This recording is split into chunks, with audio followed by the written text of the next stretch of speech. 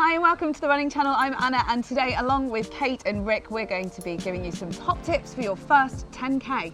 We'll be looking in more depth at picking a race, training, consistency and motivation.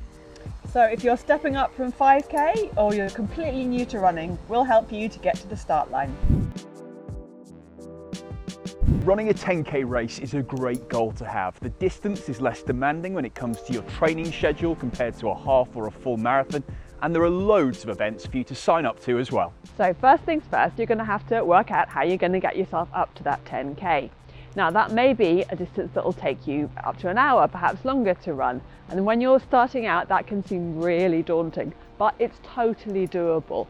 And it might even be something that pushes you onto longer distances, like maybe a half marathon. How much training you need to do for a 10K really does depend on your level of experience already, but give yourself at least 6 weeks to train. You may need up to 10 weeks. So find a race that fits in around that time scale.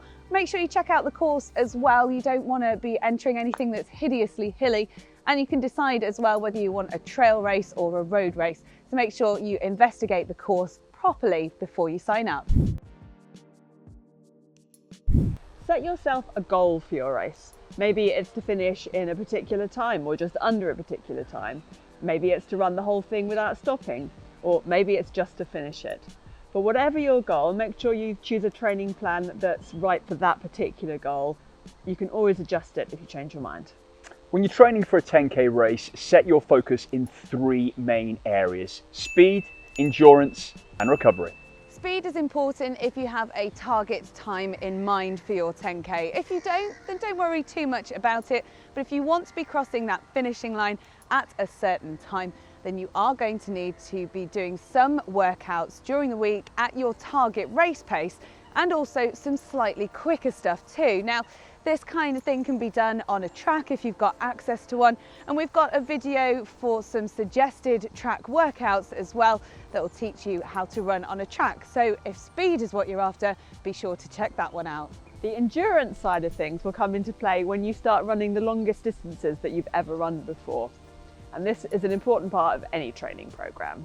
Start and end each run with a 5-minute walk. Walking not only prepares the body for running and cools it down afterwards, but it also extends the time on your feet, therefore increasing your endurance. Pick a training plan that works around your free time. There are loads that you can choose from online. There are also some handy apps as well. So all you've got to do is go out there, do the runs and tick them off.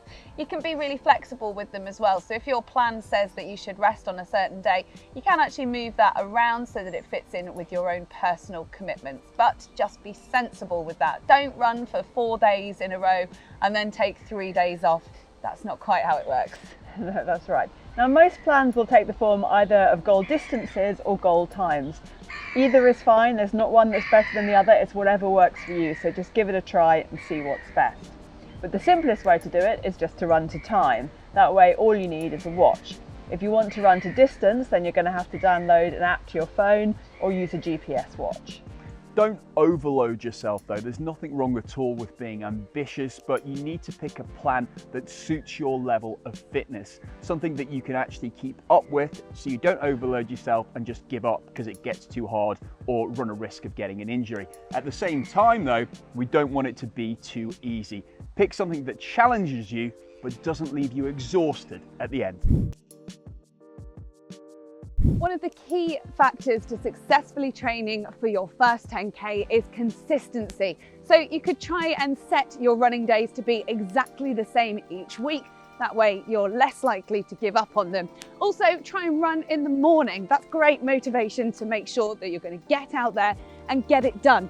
Don't overthink it. Lay your clothes out the night before. There are loads of tips for you in our motivation video that will make sure that you do get it out and get it done. Being consistent can be a lot easier when you train with other people. Why not look into joining a running club? A lot of them even have special programs designed to get you from 5 to 10K. Or sign up for a race with a couple of friends. Mutual support and maybe a bit of competitiveness can work wonders. Make sure you follow the plan and build up to the distance sensibly and gradually. Anything too soon could add to a niggle or maybe even bring on an injury. And if you do have any concerns, make sure you rest up or see a professional. On the flip side, don't lose motivation if you have a bad run or you have to skip one altogether. Let's face it, we're not all elite athletes, and sometimes something's got to give in order for you to fit everything into your life.